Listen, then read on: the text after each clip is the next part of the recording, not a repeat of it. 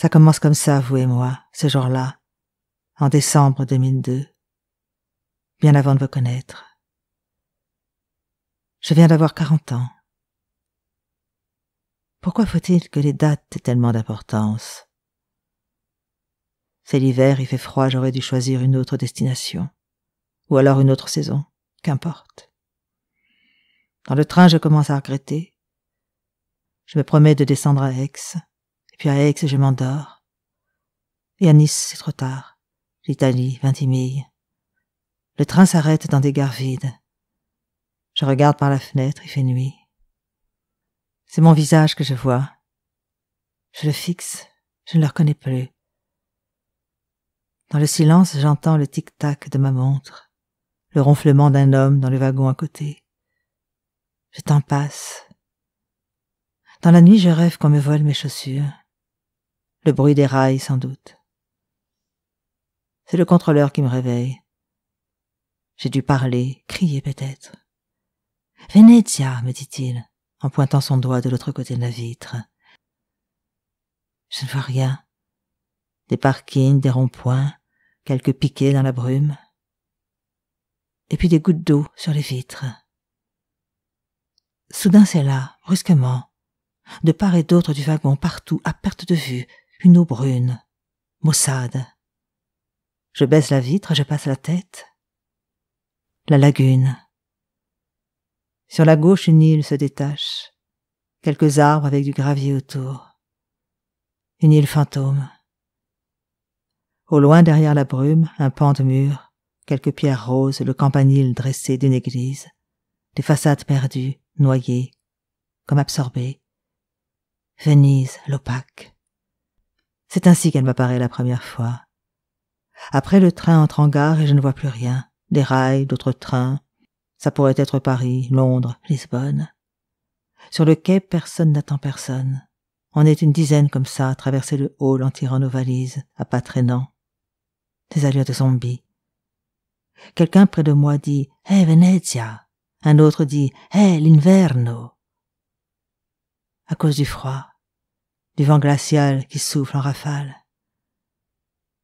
Je sors de la gare, le parvis, tout en hauteur avec les marches qui tombent directement sur le grand canal.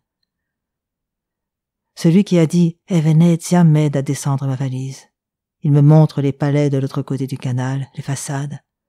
Vous verrez, quand le brouillard se lève, c'est très beau. Vous restez longtemps? Je sais pas, ça va dépendre. Avant de partir, j'ai vidé mon compte bancaire. De quoi tenir un mois, peut-être 2. Pour finir, je me suis engueulé avec tout le monde. À la fin, j'ai débranché le téléphone. Quand on sonnait à la porte, je n'ouvrais pas. Je regardais par la fenêtre comme les vieux en tirant le rideau. Après, ça a arrêté de sonner. Un soir, je me suis assise à côté de la cuisinière et j'ai respiré le gaz qui sortait des brûleurs.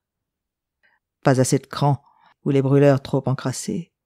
J'ai eu mal à la tête pendant 2 jours, une affreuse nausée. Dans la boîte aux lettres, les factures ont fini par prendre l'eau. Un matin, j'ai voulu éclairer. Il n'y avait plus d'électricité. Je suis allée au Lavomatique rue Saint-Benoît. J'ai passé des jours à regarder mon linge tourner. Je me tirais des cafés gobelets dans l'appareil à boisson. C'est le seul moment où je bougeais, quand je me levais pour aller tirer ma dose. Aller-retour, 18 pas, j'ai compté. Le carrelage, imitation marbre, je me souviens. J'ai une mémoire qui retient les choses comme ça. Je prenais la place, toujours la même, au bout du banc, avec la machine en face, et le radiateur derrière qui me chauffait les reins. Au bout de 3 jours, je n'avais plus rien à laver. J'ai fait tourner mes serpillières. À la fin, j'ai compris que je pourrais passer ma vie ici à ne rien faire d'autre que fixer ce tambour. J'ai compris que la folie pouvait commencer comme ça, dans cette image obsédante. Qu'elle commençait aussi dans les regards autour de moi, le silence. Je suis venue le lendemain, et le lendemain encore. Je voulais voir jusqu'où je pouvais aller. Des heures, des jours. Et puis un matin, un gosse s'est planté devant moi. C'était un gamin chétif, 5 ans à peine, avec des jambes maigres qui dépassaient de son pantalon. On aurait dit moi, au même âge, en garçon. Il m'a regardé, Et puis il a regardé la machine, tour à tour. Il a fait ça plusieurs fois. J'ai décidé de partir à cause de ce regard-là. Quand j'ai compris que si je ne partais pas, j'allais revenir tous les lendemains de ma vie, que cette vie en vaudrait sans doute une autre, mais que l'enfant allait grandir et que ça n'en finirait pas. Venise, je n'ai pas choisi, ça s'est présenté comme ça, à cause d'un poster sur un bus de ville. J'ai trouvé une adresse en feuilletant un vieux routard, une pension dans le Castello. Le propriétaire s'appelle Luigi. Au téléphone, il m'a dit qu'il lui restait une chambre, que je pouvais venir tout de suite si je voulais. J'ai pensé à tout, sauf au brouillard. Devant l'arrêt des Vaporetto, l'homme qui m'a aidé à porter ma valise est toujours là. D'habitude, les touristes restent peu de temps. La seule chose, c'est d'éviter les lavomatiques, je lui réponds. Il n'insiste pas. J'achète un forfait 3 jours, je le glisse dans la poche intérieure de mon blouson et je rejoins l'embarcadère. Trevor, il m'a plaqué. Je veux l'oublier, je ne peux pas. Il me colle, pire qu'un gant. Surtout la nuit. Je n'aimerais plus jamais comme ça, avec cette certitude absolue. Arrêt ligne 1, au petit matin. Le Vaporetto descend par le grand canal de la gare jusqu'à San Marco. Je reste debout sur le pont, accoudé au bastingage. La lagune, c'est plutôt gris, vert, changeant, avec des algues qui flottent. De l'eau, il en sort de partout. Je ne sais pas nager. J'ai froid aux doigts, je cherche mes gants dans mes poches. J'ai dû les oublier dans le train. En ce moment, j'oublie tout. J'allume mon portable, un boîtier noir, touche claire. L'écran itinéris sur fond vert, couleur lagune. Avec dedans la voix de Trevor. J'ai gardé ses messages, tous. Il faudrait que je vide, je ne me résous pas. L'homme qui est à côté de moi me montre les eaux du canal. C'est pas profond, il dit, on a pied partout. Ici, même se noyer est impossible. Après, il dit quelque chose en vénitien. Le vénitien, je ne le comprends pas. L'italien seulement. Je ferme les yeux. L'air sent la pierre mouillée, l'algue verte. Et puis autre chose de plus obscur, comme l'odeur du poisson décomposé. Vaporetto, ligne 1. Je descends. Une des dernières stations en quittant le grand canal.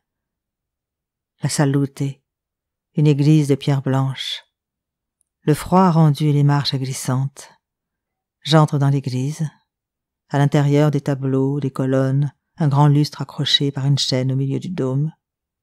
Je reste un moment debout près de l'entrée. Après, je rejoins les quais. Je ne sais pas encore que je viendrai là plus tard avec vous. Je marche. Je vais faire le tour de Venise. Je crois que c'est possible, ça ne l'est pas. Le quai finit en butée contre un pont. Après, c'est la gare maritime. Impossible d'aller plus loin. Je reviens sur mes pas. Dans le dedans de la ville. Les ruelles, les venelles, tout ici ramène vers l'intérieur, toujours, même les cul-de-sac. Venise, c'est un labyrinthe maudit. Je renonce à demander mon chemin. Je suis les pancartes indiquant le Rialto. Quand il n'y a plus de pancarte, j'avance à l'instinct. Campo San Bartolomeo, plus loin l'église Santa Maria dei Miracoli. Le vent se lève, brusquement. Une rafale suivie d'une autre. Le linge se met à battre aux fenêtres. Les draps, les tissus de couleur. Dans les venelles, les passants se hâtent. Des ombres mitouflées, hommes, femmes, impossible à dire. Les pas, le bruit des talons sur le sol, le cri étouffé d'un enfant. D'un coup, les rues se vident. C'est le vent, la bora, la violente. Un volet claque quelque part au-dessus de moi. Un autre. Les pas s'éloignent. Il est 4 heures, il fait déjà nuit. Campo Bruno Crovato. Un chat débouche d'une ruelle, un chat jaune, presque roux. Il traverse le campo désert, il va miauler devant une porte. La porte s'entr'ouvre et le chat entre. Je m'approche de la fenêtre. Une vieille grille en fer rouillé, une lampe allumée, des livres derrière, sur des étagères, empilés.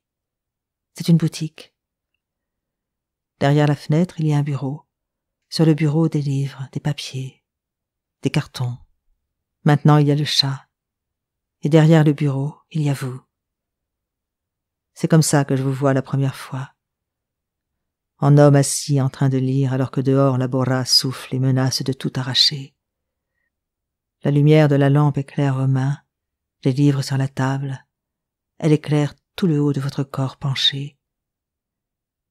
C'est comme ça que je vous vois ce jour-là. C'est comme ça que je vous vois ce jour-là.